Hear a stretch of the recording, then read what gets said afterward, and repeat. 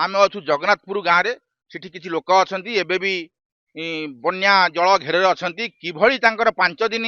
एठी तांकर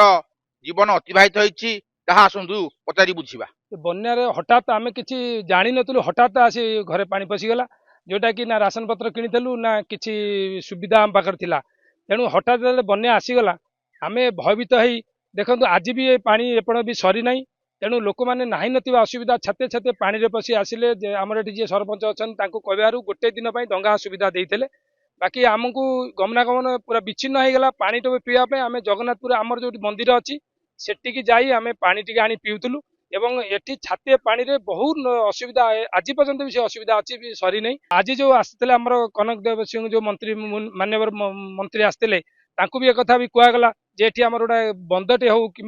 आमर जो अच्छी अपंतरा पड़ी रही ये बंध बहुत वर्ष है मुठे माटी पड़ुची आम कि प्रकार असुविधा ये गति करूँ आम अभियोग आम जनाइचु 5 दिन काल पानी टोपे पाइलुनी आ हाट बजार करि पाइलुनी दुकान करि पाइलुनी आ घर बाहरी पाइलुनी खाया पे पाइलुनी भारी असुविधा पड़िचु।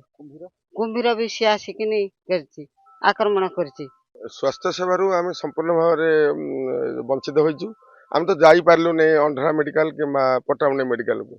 यही आपन तो देखुछन बर्तमान यही थल दौनला आम मुंड उपर पानी चलुला तापर नुआडिया पाखरु अमृतमणी पर्यंत सेठी पेटे पेटे पानी तेणु गोटे रोगी की नहीं कौन प्रकार आम मेडिकल को जाई पार नथलु। कुम्भीर प्राय 20-22 फुट कुम्भीरटा बुलुला ए पर्यंत प्रशासन आंक पाखरे पहुंची पारिनी एवं सबु समस्यार आज दाबीपत्र मान्यवर उपमुख्यमंत्री को देइछंती केबे एमानंक समस्या समाधान होउची ता तो समय कहबो